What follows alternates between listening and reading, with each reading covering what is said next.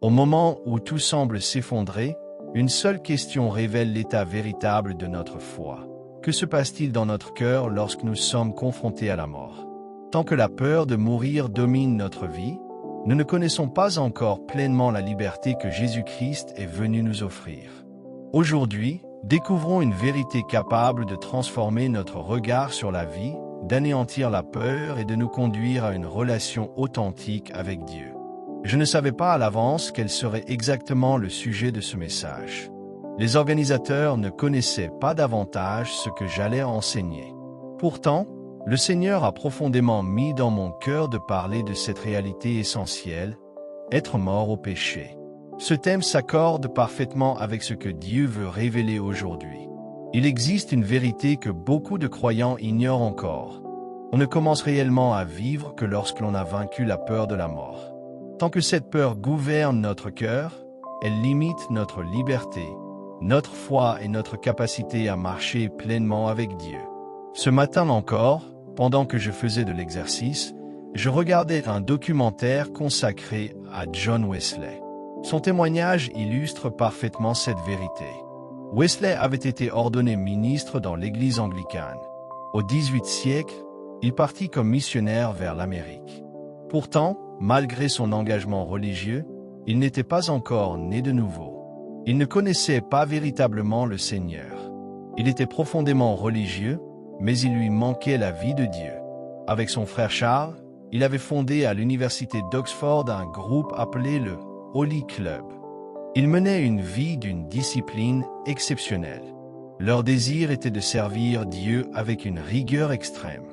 John Wesley avait même fait le vœu de ne jamais se marier afin d'être entièrement consacré au Seigneur. Tout, dans son apparence, donnait l'impression d'une grande sainteté. Pourtant, la religion la plus stricte ne peut jamais remplacer une relation vivante avec Jésus-Christ. Alors qu'il traversait l'océan pour rejoindre l'Amérique, une violente tempête éclata. Le navire fut secoué avec une telle violence que Wesley fut terrifié. Il perdit toute assurance. Il était malade, il vomissait, et surtout, il était paralysé par la peur de mourir. À cet instant précis, toute sa religion ne pouvait lui donner la paix. Son cœur révélait une réalité qu'il n'avait jamais osé affronter. Au milieu de cette même tempête se trouvait un groupe de croyants moraves.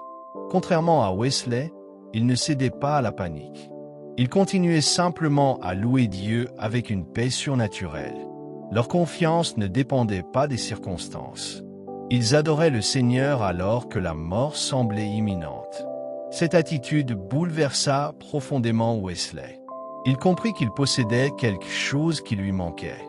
Ce n'était pas leur courage naturel qui faisait la différence, mais la certitude de leur salut et la profondeur de leur relation avec Dieu.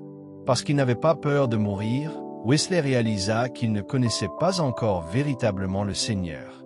Après son arrivée en Amérique, il exerça un ministère pastoral pendant quelque temps. Cependant, son œuvre porta très peu de fruits. Il ne vit pratiquement aucune conversion, et les circonstances finirent par le contraindre à retourner en Angleterre. Cet échec apparent allait pourtant devenir le commencement d'une véritable transformation.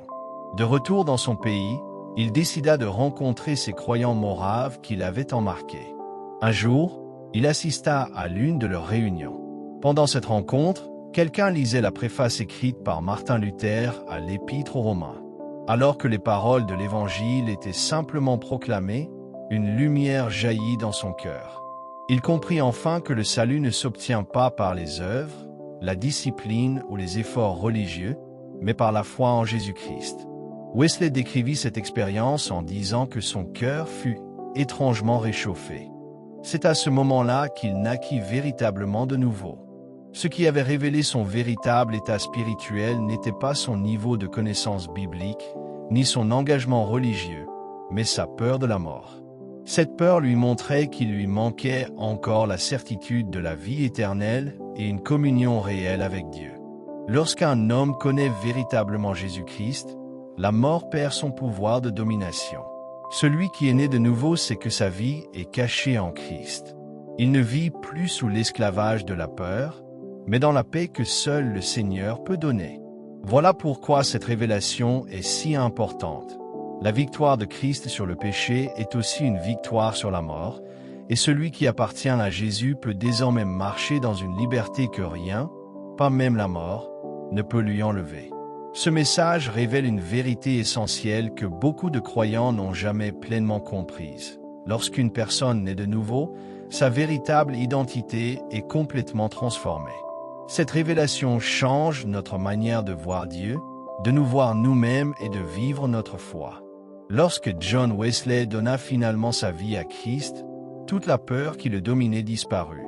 Cela ne signifie pas qu'un chrétien désire mourir ou recherche la souffrance, mais il comprend que cette vie terrestre n'est pas toute son existence. Notre passage sur cette terre est temporaire. La plupart de nos combats proviennent du fait que nous concentrons toute notre attention sur ce qui est visible, passager et limité, au lieu de fixer nos regards sur les réalités éternelles. L'apôtre Paul l'avait parfaitement compris. Toute sa vie témoignait de cette vérité. Il pouvait dire « Car Christ est ma vie, et la mort m'est un gain » Philippiens 1 verset 21. Il déclarait également « J'ai été crucifié avec Christ » Galates 2 verset 20. Un homme qui est mort à lui-même ne peut plus être intimidé. On ne menace pas un mort. Les ennemis de Paul pouvaient lui annoncer la mort. Il répondait que mourir était un gain puisqu'il serait avec Christ. Il pouvait le jeter en prison. Il y voyait une nouvelle occasion d'annoncer l'Évangile aux gardiens et aux prisonniers. Il pouvait le libérer. Il repartait aussitôt prêcher Jésus-Christ. Rien ne pouvait arrêter un homme qui avait déjà abandonné sa propre vie entre les mains de Dieu. Cette même réalité est vraie pour chaque croyant. En Jésus-Christ, nous sommes morts au péché et à notre ancienne vie. Cette œuvre est déjà accomplie dans notre esprit. Le problème n'est pas ce que Dieu a fait, mais ce que notre intelligence comprend. Notre pensée reste souvent enfermée dans le monde naturel. Nous sommes absorbés par ce que nous voyons, ressentons et traversons chaque jour. Pourtant, la parole de Dieu affirme que les choses visibles sont temporaires, tandis que les réalités invisibles sont éternelles, comme l'enseigne 2 Corinthiens 4:18. La vérité est que nous sommes avant tout des êtres spirituels. Beaucoup le répètent, mais très peu vivent réellement à partir de cette réalité. Très peu connaissent leur véritable identité en Christ. C'est précisément ce que Dieu veut révéler, découvrir qui nous sommes réellement. Si je vous demandais de vous décrire, vous parleriez probablement de votre taille, de votre apparence physique, de votre coiffure ou de votre personnalité. Vous pourriez expliquer si vous êtes réservé ou extraverti, calme ou enthousiaste. Mais si je vous demandais « Qui êtes-vous dans votre esprit ?», beaucoup resteraient sans réponse. Pourtant, le véritable vous n'est pas votre corps. Le véritable vous est l'homme intérieur créé à l'image de Dieu. Notre corps ressemble simplement à un véhicule. Nous devons en prendre soin, car il nous permet de vivre sur cette terre, mais il ne constitue pas notre véritable identité. Lorsqu'un véhicule est endommagé, il peut être réparé ou remplacé. De la même manière, ce corps est provisoire. Lorsqu'il meurt, notre existence ne s'arrête pas. Pour celui qui appartient à Christ, ce n'est pas la fin, mais l'entrée dans l'éternité avec le Seigneur. Malheureusement, la majorité des croyants restent prisonniers de leur perception naturelle. Ils ne connaissent qu'eux-mêmes selon la chair. Ils ignorent qui ils sont réellement dans leur esprit. Pourtant, si vous pouviez voir votre véritable identité spirituelle, votre vie entière serait transformée. La parole de Dieu révèle une réalité extraordinaire. Dans notre esprit, nous sommes dès maintenant semblables à Jésus-Christ. Ce n'est pas seulement une promesse pour le ciel. 1 Jean 4 verset 17 déclare « Tel il est, tel nous sommes aussi dans ce monde ». Le texte ne dit pas que nous le serons un jour. Il affirme que nous le sommes déjà dans ce monde. Beaucoup entendent cette vérité puis regardent leur reflet dans un miroir et se disent « Je ne ressemble pas à Jésus ». C'est normal, car ce n'est pas votre corps qui ressemble à Christ. Notre corps est encore soumis aux limites de cette vie présente et attend sa glorification. Notre intelligence et nos émotions ne sont pas encore parfaites non plus. Elles connaissent encore les peurs, les doutes et les faiblesses. Mais dans notre esprit, tout est déjà accompli. Votre esprit est dès maintenant identique à celui de Jésus-Christ. Ce n'est pas une version incomplète qui devra grandir jusqu'à devenir semblable à lui. Beaucoup parlent du croyant comme d'un bébé spirituel. Cette croissance concerne notre compréhension, notre intelligence et notre capacité à vivre ce que Dieu a déjà accompli. Mais elle ne concerne pas notre esprit. 1 Corinthiens 6, verset 17 affirme « Celui qui s'attache au Seigneur est avec lui un seul esprit ». Le mot employé signifie une unité complète, inséparable. Cela ne veut pas dire que Dieu possède davantage de vie que vous dans votre esprit. Si vous êtes né de nouveau, l'esprit même de Christ habite en vous.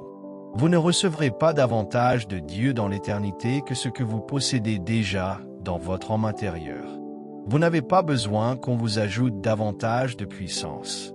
La puissance de résurrection de Jésus-Christ demeure déjà en vous. Galates 4:6 déclare que Dieu a envoyé dans nos cœurs l'esprit de son Fils qui crie « Abba, Père ». Romains 8 verset 9 affirme que celui qui n'a pas l'esprit de Christ ne lui appartient pas. La nouvelle naissance n'est donc pas un simple changement de religion ou d'opinion. C'est une transformation profonde du cœur. Vous devenez une création entièrement nouvelle. Chaque croyant né de nouveau possède le même esprit de Christ. Aucun enfant de Dieu n'est plus rempli de Dieu qu'un autre dans son esprit. Les différences apparaissent uniquement dans notre compréhension, notre renouvellement de pensée et notre foi. Tel il est, tel nous sommes aussi dans ce monde. Voilà notre véritable identité. La parole enseigne également. Tel un homme pense en son cœur, tel il est. Proverbe 23 verset 7.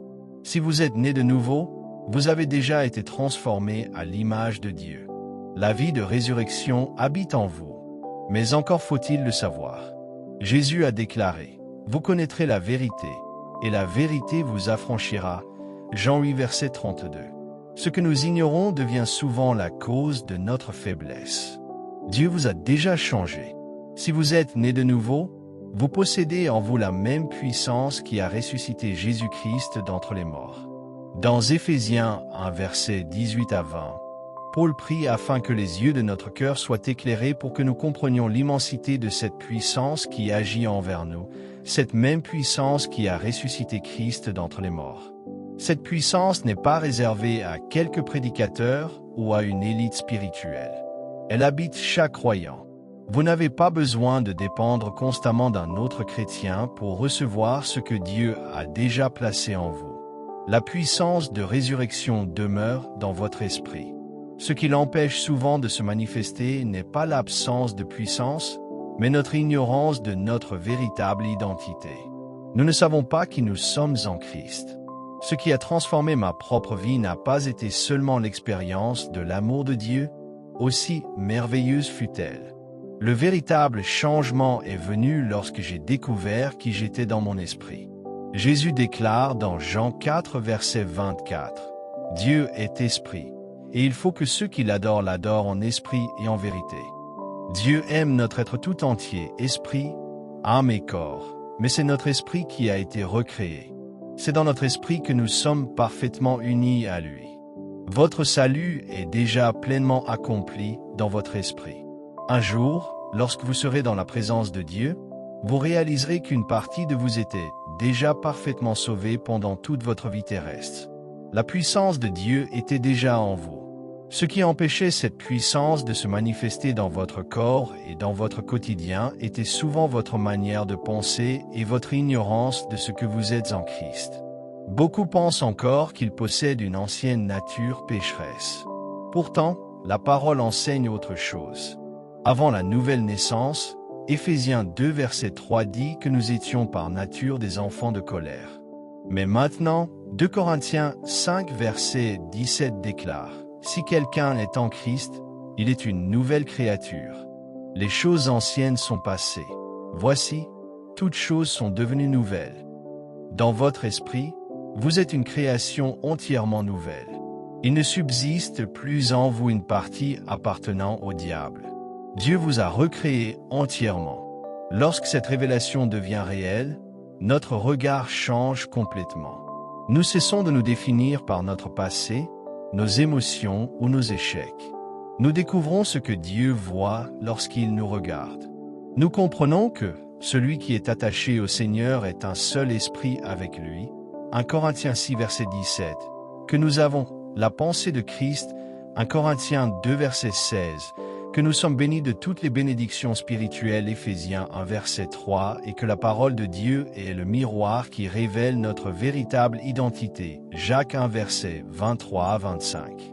Nous ne pouvons pas voir notre esprit avec nos yeux naturels, ni le ressentir avec nos émotions. Nous ne pouvons le connaître qu'en regardant le miroir parfait de la parole de Dieu. Lorsque celle-ci affirme que nous sommes bénis, nous sommes bénis. Lorsqu'elle affirme que nous avons été rendus justes, nous sommes justes. Lorsqu'elle affirme que nous possédons la vie de résurrection, cette vie demeure réellement en nous, même si nos émotions disent le contraire. Si cette vérité devient plus réelle pour vous que les circonstances, que les diagnostics, que les opinions des hommes ou que vos propres sentiments, elle vous rendra véritablement libre. Vous cesserez d'être prisonnier de votre ancienne identité. Vous comprendrez que vous êtes une création nouvelle, identique à Christ dans votre esprit.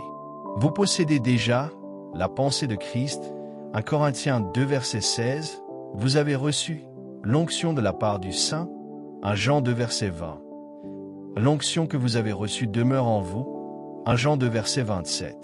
Vous n'avez pas besoin que Dieu crée une nouvelle puissance pour vous. La puissance de la résurrection est déjà en vous. Vous n'avez pas besoin qu'il vous donne une nouvelle sagesse. Vous possédez déjà la pensée de Christ. Ce qui reste à faire est de laisser cette vie intérieure se manifester. C'est pourquoi Paul écrit à Philémon: « Je demande que la communion de ta foi devienne efficace par la connaissance de tout le bien qui est en nous par Jésus-Christ. » Philémon 1 verset 6. On ne peut reconnaître que ce qui existe déjà.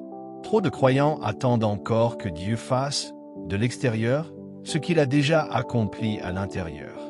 Ils attendent une intervention venue du ciel, alors que Dieu a déjà placé en eux, par Jésus-Christ, tout ce qui est nécessaire pour vivre dans la victoire. La véritable clé consiste à reconnaître, croire et laisser s'exprimer la vie de Christ qui habite déjà dans notre esprit. La vérité est que Dieu a déjà tout accompli. Il n'y a rien que Dieu doive encore créer ou ajouter à votre vie spirituelle. Tout ce dont vous avez besoin a déjà été déposé en vous lors de votre nouvelle naissance. Vous n'attendez pas que Dieu agisse de l'extérieur, vous êtes appelés à laisser se manifester ce qu'il a déjà placé en vous. Cette manifestation s'opère par le renouvellement de votre intelligence. Voilà pourquoi il est impossible de vivre uniquement selon ses émotions. Les réalités spirituelles ne se discernent pas par les sentiments. Elles se découvrent dans la parole de Dieu, qui est le miroir de notre véritable identité. Jésus a déclaré: « C'est l'esprit qui vivifie, la chair ne sert de rien. Les paroles que je vous ai dites sont esprit et vie. » Jean 6 verset 63. La parole est le seul moyen de connaître qui nous sommes réellement en Christ. Si elle affirme que vous êtes une nouvelle créature, alors cette vérité demeure, quelles que soient les apparences de votre corps ou les émotions de votre âme. Si la parole dit que vous êtes une création nouvelle, vous devez l'accepter comme une réalité absolue. Si elle affirme que vous êtes semblable à Christ dans votre esprit, alors c'est cette vérité qui définit votre identité. Si Jésus a déclaré: « Celui qui croit en moi fera aussi les œuvres que je fais, et il en fera de plus grandes. » Jean 14 verset 12. Alors cette promesse vous appartient également. La vie chrétienne consiste à croire ce que Dieu dit plutôt que ce que nos sens nous rapportent. En réalité, cette vérité est simple à comprendre, mais elle est exigeante à vivre. Le plus grand combat du croyant est d'apprendre à ne plus être gouverné par ce qu'il voit dans le miroir, par ce qu'il ressent ou par les circonstances qui l'entourent, mais par ce que la parole de Dieu déclare. Beaucoup de croyants sont prisonniers de leurs émotions. Ils se définissent selon leurs sensations plutôt que selon leur identité en Christ. Or, le renouvellement de l'intelligence demande du temps, de la persévérance et une immersion constante dans les Écritures. C'est pourquoi l'apôtre Paul exhorte les croyants en disant: « Je vous exhorte donc, frères, par les compassions de Dieu, à offrir vos corps comme un sacrifice vivant, saint, agréable à Dieu. ce qui sera de votre part un culte raisonnable. Romains 12, verset 1. Cet appel ne s'adresse pas uniquement aux pasteurs, aux missionnaires ou à une élite spirituelle. Il concerne chaque enfant de Dieu. Tous sont appelés à devenir un sacrifice vivant. Or, un sacrifice implique la mort. Dieu nous invite à mourir à notre propre volonté, à nos ambitions personnelles, à notre désir de tout contrôler. Il nous appelle à abandonner notre vie entre ses mains. La parole déclare encore: « Confie-toi en l'Éternel de tout ton cœur, et ne t'appuie pas sur ta sagesse. Reconnais-le dans toutes tes voies, et il aplanira tes sentiers. » Proverbe 3, versets 5 à 6. Nous sommes appelés à monter volontairement sur l'autel et à dire: « Seigneur, ma vie t'appartient. Conduis-moi où tu veux. Je suis prêt à accomplir tout ce que tu me demanderas. » Malheureusement, une grande partie du christianisme moderne s'est affaiblie en se concentrant principalement sur ce que chacun peut recevoir de Dieu. Beaucoup recherchent avant tout leur confort personnel, leur bien-être ou leur bénédiction. Pourtant, lorsque nous regardons les Écritures, nous découvrons que des hommes comme Étienne, Paul et tant d'autres ont offert leur vie sans réserve. Ils ont accepté de mourir à eux-mêmes afin que l'œuvre de Dieu s'accomplisse à travers eux. Ce sont ces hommes qui ont posé les fondements sur lesquels nous marchons aujourd'hui. Les personnes qui marquent véritablement leur génération sont celles qui déposent leur vie sur l'autel et deviennent entièrement disponibles pour Dieu. Paul poursuit en déclarant: « Ne vous conformez pas au siècle présent, mais soyez transformés par le renouvellement de l'intelligence, afin que vous discerniez quelle est la volonté de Dieu, ce qui est bon, agréable et parfait. » Romains 12, verset 2. Le mot « conformer » signifie être moulé selon le modèle du monde. Chacun traverse des épreuves. Personne n'échappe aux difficultés. Les circonstances exercent une pression sur tous. Mais chacun choisit le moule dans lequel il sera façonné. Certains laissent les épreuves produire l'amertume, la colère ou le découragement. D'autres choisissent d'être façonnés à l'image de Jésus-Christ. Le mot grec traduit par « transformer » est métamorpho, d'où provient notre mot « métamorphose ». Il décrit la transformation spectaculaire d'une chenille qui devient un papillon. Voilà le genre de transformation que Dieu désire accomplir dans la vie de chaque croyant. Cette métamorphose ne vient pas par les efforts humains, mais par le renouvellement de l'intelligence au moyen de la parole de Dieu. Les Écritures nous révèlent qui nous sommes réellement dans notre esprit et tout ce que Dieu a déjà placé en nous. Plus nous apprenons à croire ce que Dieu dit plutôt que ce que nous ressentons, plus cette réalité devient visible dans notre vie. Paul affirme alors que nous pourrons expérimenter et manifester la volonté bonne, agréable et parfaite de Dieu. Cette volonté cessera d'être une simple doctrine pour devenir une réalité concrète dans notre quotidien. Je voudrais que chacun comprenne une vérité fondamentale. Dieu n'a jamais créé un être humain sans dessein. Personne n'a été appelé à simplement occuper une place sur cette terre avant de disparaître. Chacun possède le potentiel de devenir un instrument puissant entre les mains de Dieu. Ce que vous voyez dans la vie de ceux que Dieu utilise aujourd'hui n'est pas réservé à quelques personnes exceptionnelles. Le même potentiel habite chacun de ceux qui sont nés de nouveau. En réalité, aucun de nous n'a encore pleinement manifesté tout ce que Dieu a placé en lui. Avant même votre naissance, Dieu avait préparé un plan pour votre vie. Le psaume 139, verset 16 déclare que tous vos jours étaient inscrits dans son livre avant qu'aucun d'eux n'existe. Dieu n'a jamais écrit une destinée ordinaire pour l'un de ses enfants. Il appelle chacun à vivre une vie surnaturelle, une existence où l'on peut reconnaître que seul Dieu est capable d'accomplir ce qui se manifeste. Lorsque je relis ce que Dieu a accompli au fil des années, je suis profondément bouleversé. Il est impossible d'expliquer ce qu'il a fait par des capacités humaines. Il n'existe aucune explication en dehors de Dieu lui-même. Je ne prétends pas être un modèle parfait, mais je sais avec certitude que ce qui s'est produit dans ma vie dépasse totalement mes propres forces. Peu avant son départ auprès du Seigneur, ma mère écoutait le témoignage de tout ce que Dieu accomplissait. Elle me regarda droit dans les yeux et me dit « Andy, tu sais bien que tout cela vient de Dieu. » Je lui répondis « Oui, je le sais. » Puis elle ajouta avec simplicité, « Tu n'es pas assez intelligent pour accomplir cela tout seul. » Elle avait raison.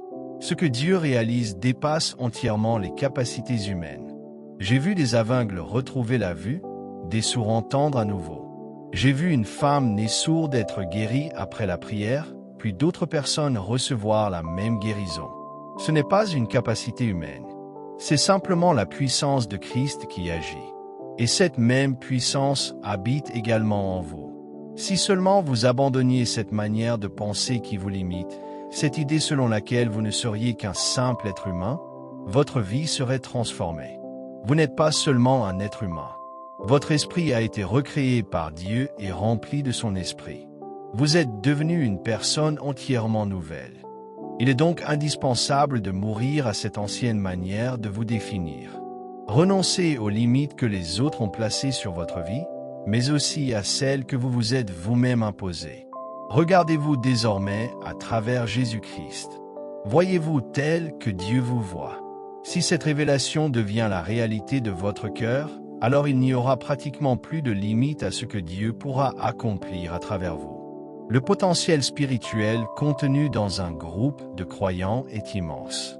Pourtant, beaucoup emportent ce potentiel dans leur tombe sans jamais l'avoir manifesté. Très peu vivent pleinement le plan que Dieu avait préparé pour eux. Cette pensée ne doit pas nous décourager, mais nous réveiller. Trop souvent, nous nous contentons du minimum, nous recherchons la solution la plus facile et nous passons à côté de la destinée extraordinaire que Dieu avait préparée pour notre vie. C'est pourquoi le Seigneur nous appelle aujourd'hui à renouveler notre intelligence, à découvrir notre véritable identité en Christ et à laisser la puissance de sa vie se manifester pleinement à travers nous. Nous passons trop souvent notre vie à chercher le chemin qui présente le moins de risques. Nous nous demandons constamment, que puis-je faire en limitant les possibilités d'échec? Pourtant, si votre objectif est simplement de vivre en sécurité, vous ne découvrirez jamais tout le potentiel que Dieu a placé en vous. Lorsque Dieu appelle un homme, il le conduit toujours au-delà de ses propres capacités. Sa volonté dépasse toujours les ressources naturelles de celui qui l'envoie. Si vous avez l'impression de pouvoir accomplir votre mission uniquement grâce à vos talents, à votre intelligence ou à votre expérience, il est fort probable que vous ne marchiez pas encore pleinement dans le plan que Dieu a préparé pour vous. Dieu a prévu pour chacun de ses enfants une destinée surnaturelle. Cette destinée ne ressemble pas forcément à celle d'un prédicateur ou d'un responsable spirituel, mais elle dépassera toujours les limites de vos capacités humaines. Dieu veut accomplir, à travers votre vie, quelque chose que lui seul peut produire. Je discutais justement avec l'un de nos responsables qui, il y a plusieurs années, au cœur d'une grave récession économique, a choisi de faire un pas de foi. Alors que beaucoup lui disaient que son projet était insensé et voué à l'échec, il a néanmoins obéi à ce que Dieu avait placé dans son cœur. Aujourd'hui, des années plus tard, son entreprise s'est développée d'une manière extraordinaire, avec une présence dans tout le pays. Ce succès ne peut pas être expliqué uniquement par les capacités humaines. C'est Dieu qui a agi. Je pourrais citer de nombreuses autres personnes dont la vie témoigne de la même réalité. Chacune manifeste la grâce surnaturelle de Dieu dans son domaine. Ce n'est pas simplement le résultat du talent naturel. C'est l'œuvre de Dieu à travers des hommes qui ont accepté de lui faire confiance. Et cette possibilité existe pour chacun de nous. Il est temps de commencer à vivre à partir de cette dimension surnaturelle que Dieu a placée en nous et de cesser de nous considérer comme de simples êtres humains limités par leurs capacités naturelles. Le monde a besoin d'hommes et de femmes qui se lèvent avec courage. Nous vivons dans une époque où beaucoup sont gouvernés par leurs émotions, leurs sentiments et les pressions de la société. Pourtant, Dieu cherche des personnes qui dépasseront leurs émotions pour prendre fermement position en faveur de la vérité. Imaginez ce qui se produirait si quelques milliers de croyants décidaient réellement de vivre selon leur esprit plutôt que selon leur chair. Si chacun laissait Christ vivre pleinement à travers lui, comme nous l'avons vu dans la vie de Paul, d'Étienne et de tant d'autres qui ont accepté de donner leur vie jusqu'au bout pour l'Évangile, notre nation serait profondément transformée. D'autres nations seraient également touchées. Dieu n'a jamais eu besoin d'une majorité pour changer le monde. L'histoire nous montre qu'un petit nombre de personnes entièrement consacrées peut accomplir des choses extraordinaires. Lors de la Révolution américaine, seule une minorité de la population s'engagea réellement dans le combat, tandis que beaucoup restaient neutres ou opposés. Pourtant, cette minorité changea le cours de l'histoire. De même, au jour de la Pentecôte, seulement 120 disciples sortirent de la chambre haute remplie du Saint-Esprit, louant Dieu avec assurance.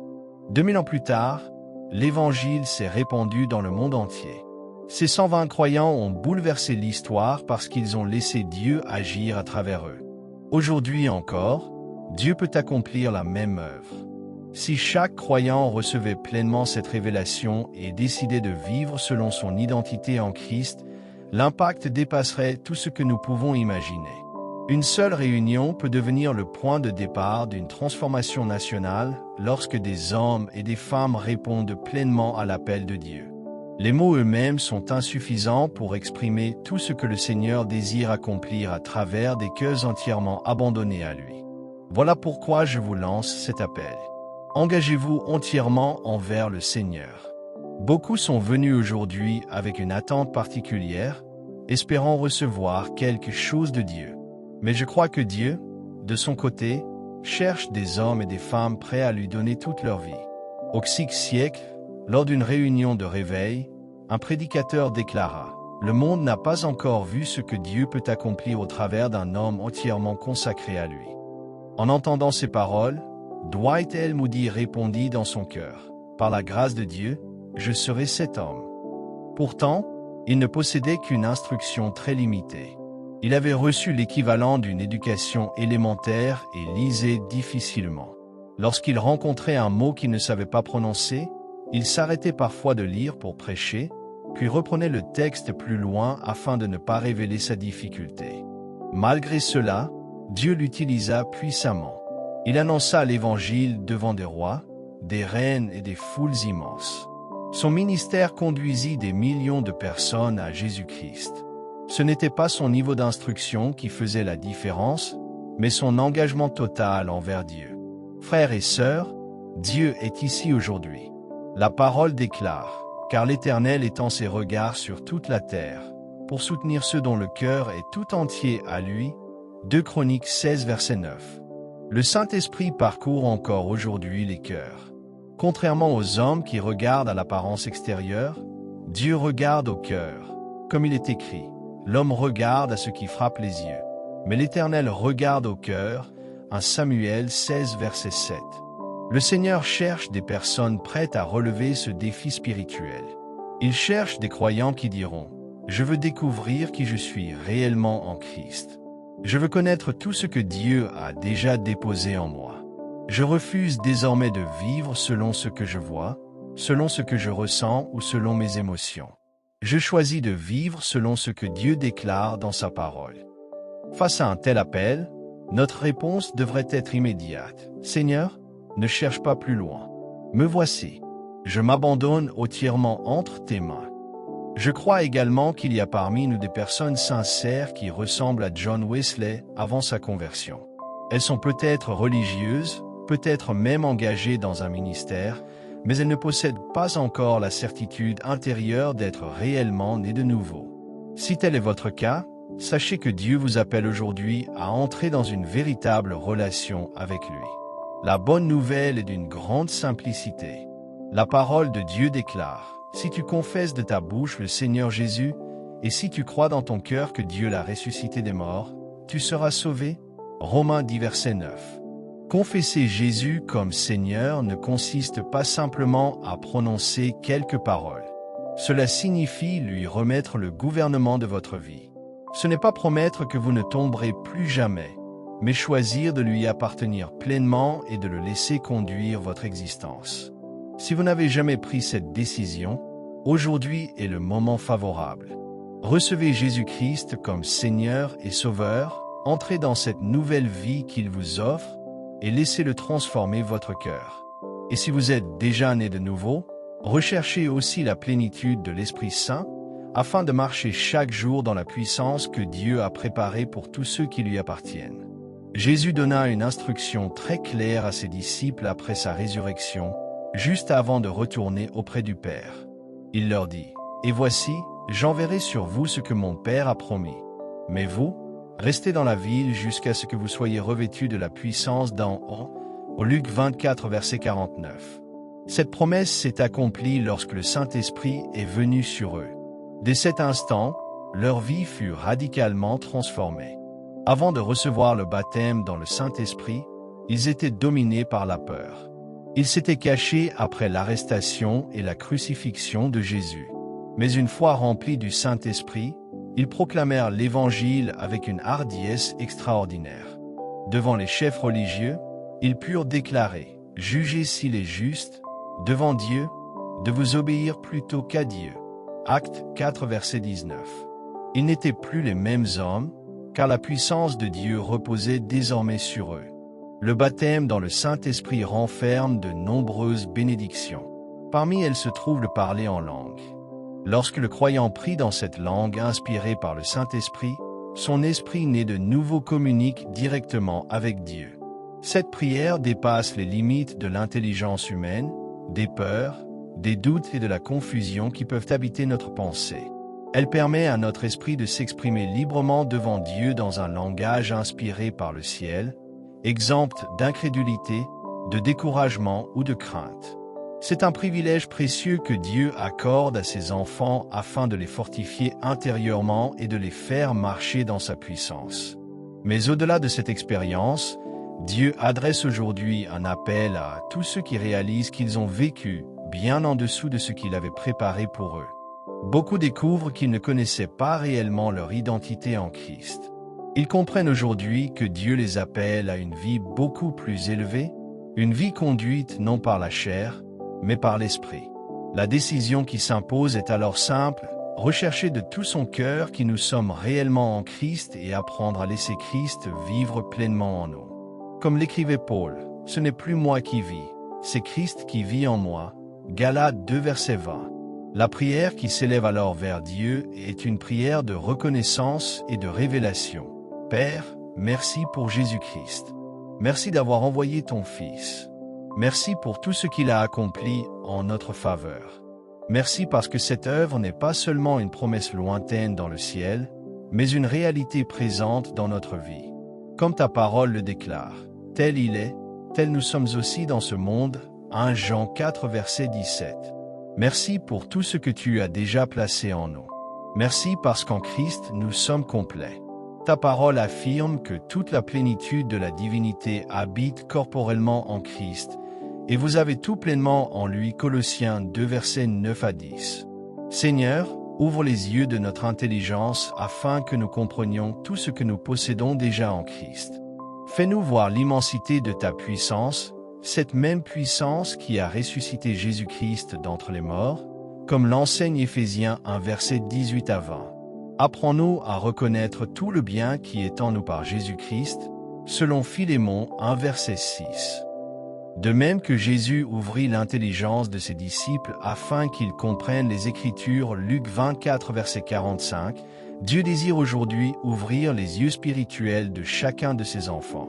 Il veut nous apprendre à regarder avec les yeux de la foi plutôt qu'avec les seuls yeux de la chair. Son désir est de nous libérer de l'esclavage des apparences, des sensations et des limites imposées par nos 5 sens, afin que nous apprenions enfin à marcher par la foi et non par la vue. 2 Corinthiens 5, verset 7. Le Seigneur adresse également une parole particulière à ceux qui portent le poids de leur passé. Certains viennent d'un passé difficile, marqué par de profondes blessures, des fautes ou des échecs. Ils savent que Dieu leur a pardonné. Ils croient qu'ils iront au ciel, mais au fond d'eux-mêmes ils continuent de penser « Comment Dieu pourrait-il réellement se servir de moi ?» Cette pensée provient uniquement d'une vision naturelle de soi-même. Dans le domaine spirituel, tout est différent. Si vous êtes né de nouveau, vous êtes déjà une création nouvelle. Vous êtes libre. Vous n'avez pas besoin de devenir progressivement acceptable pour que Dieu puisse vous utiliser. Dans votre esprit, son œuvre est déjà parfaite. Il vous appelle simplement à abandonner votre ancienne manière de penser et à croire ce que sa parole dit de vous. La Bible affirme, si quelqu'un est en Christ, il est une nouvelle créature. Les choses anciennes sont passées. Voici, toutes choses sont devenues nouvelles. 2 Corinthiens 5, verset 17. Vous devez donc cesser de limiter Dieu à cause de votre passé. Peu importe ce que vous avez été. Ce qui compte désormais, c'est ce que Dieu a fait de vous en Jésus-Christ. L'avenir que Dieu prépare est infiniment plus important que les erreurs d'hier. Aujourd'hui, il vous révèle que vous êtes devenu une personne entièrement nouvelle. Rejetez donc les chaînes du passé. Refusez de rester prisonnier de ce que vous avez fait autrefois. Regardez-vous désormais comme Dieu vous regarde, et non selon le regard des autres ou selon votre propre condamnation. Dieu vous a véritablement rendu libre. Le Seigneur touche également certains foyers. Il y a des personnes qui se sont convaincues qu'elles étaient incapables d'aimer, incapables d'exprimer de la tendresse ou de l'affection envers leur conjoint. Elles se disent « Ce n'est pas mon caractère. Je suis dur. Je suis incapable de changer. » Mais Dieu déclare aujourd'hui que votre cœur a déjà été transformé. Si vous commencez à vivre à partir de votre esprit plutôt qu'à partir de vos habitudes ou de votre ancienne personnalité, l'amour même de Jésus pourra se manifester à travers vous. Celui qui habite en vous est capable d'aimer avec douceur, compassion et patience. D'autres ont beaucoup de difficultés à reconnaître leurs torts. L'orgueil les empêche d'admettre leurs erreurs, même lorsque celles-ci sont évidentes. Le Seigneur les appelle aujourd'hui à s'humilier. Il leur demande de renoncer à leur orgueil, de reconnaître leurs fautes et de laisser son esprit produire en eux un cœur humble. Pour certains, cette obéissance commencera simplement par un appel à leur épouse ou à un proche afin de dire avec sincérité « J'avais tort. Pardonne-moi ». Dieu agit dans les cœurs et produit une véritable transformation intérieure. Enfin, le Seigneur parle à ceux qui se considèrent comme des échecs parce qu'ils ont connu des difficultés, notamment dans le domaine financier ou professionnel. Ils ont tellement intégré cette image d'eux-mêmes qu'ils vivent désormais sous le poids d'une prophétie qu'ils accomplissent eux-mêmes. Ils se voient comme des perdants et finissent inconsciemment par agir conformément à cette fausse identité. Pourtant, en Christ, ils ne sont plus définis par leurs échecs passés. Dieu les appelle aujourd'hui à abandonner cette vision limitée d'eux-mêmes, à recevoir leur véritable identité en Jésus-Christ et à marcher désormais dans la victoire qu'il leur a déjà accordée. Ce n'est plus leur passé qui doit définir leur avenir, mais la vérité de la parole de Dieu qui déclare qu'ils sont une création nouvelle, remplie de la vie, de la puissance et des promesses de Christ. En regardant uniquement à vos expériences passées, à vos échecs ou à vos limites, vous vous enfermez dans une prison dont Dieu vous a déjà libéré. Beaucoup ont échoué dans les affaires, dans leur carrière ou dans différents domaines de leur vie, et ces échecs ont fini par devenir leur identité.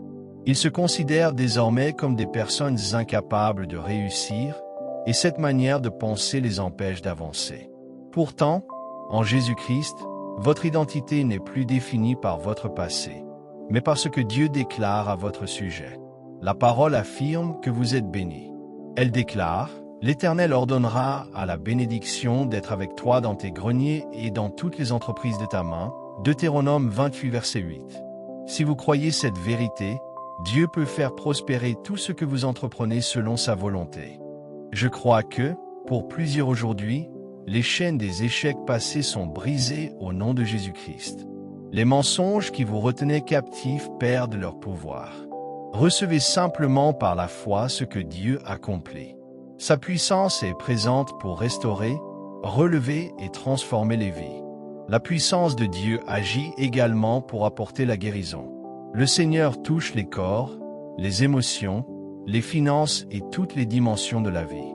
Il libère ceux qui étaient liés et restaure ceux qui avaient perdu l'espérance.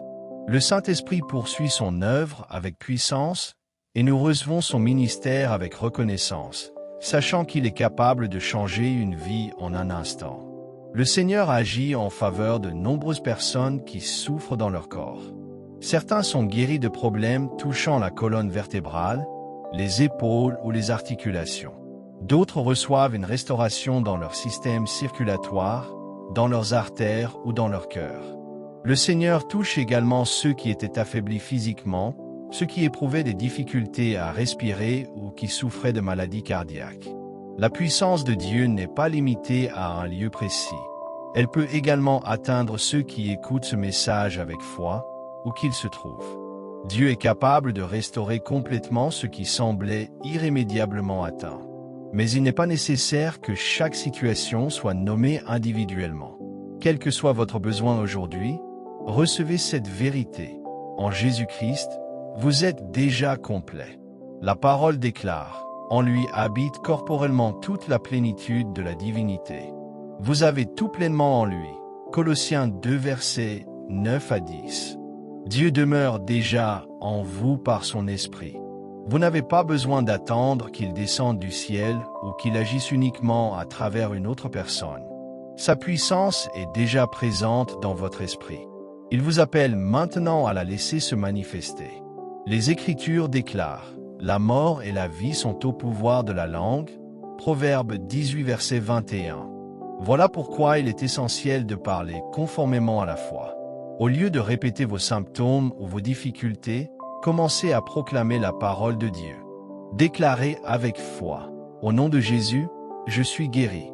Mon corps retrouve sa santé. Toute douleur disparaît. Toute maladie quitte mon organisme. Je reçois la vie de Dieu qui agit maintenant en moi. En confessant avec foi ce que Dieu déclare, vous libérez la puissance spirituelle déjà déposée en vous. Le Seigneur révèle aussi qu'il répond aux prières de certains qui sont venus intercéder pour leur épouse. Plusieurs portent dans leur cœur une profonde souffrance parce que leur femme traverse une période difficile, marquée par le découragement, la tristesse, l'éloignement de Dieu ou d'autres combats. Mais le Seigneur déclare qu'il agit dès maintenant en réponse à cette foi. Où qu'elle se trouve, quelles que soient les circonstances qu'elle traverse, Dieu est à l'œuvre dans sa vie.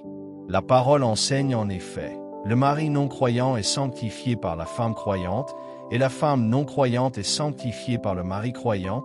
1 Corinthiens 7 verset 14. Dieu honore la foi de celui qui lui fait confiance.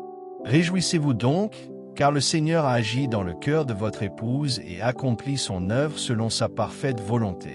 À l'inverse, certains hommes sont présents aujourd'hui parce que leur épouse a longtemps prié pour eux. Sans peut-être le réaliser eux-mêmes, ils sont en train de vivre la réponse à ces prières. Le Seigneur est en train de transformer leur cœur, d'adoucir ce qui était devenu dur, de réveiller ce qui s'était refroidi et de produire une véritable œuvre intérieure. Dieu change les vies, restaure les familles et renouvelle les cœurs.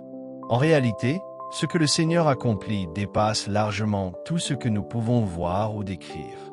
Son esprit agit dans des domaines que nous ne percevons pas encore. Il touche des vies en profondeur, restaure des situations que seul lui peut transformer et accomplit des miracles visibles comme invisibles.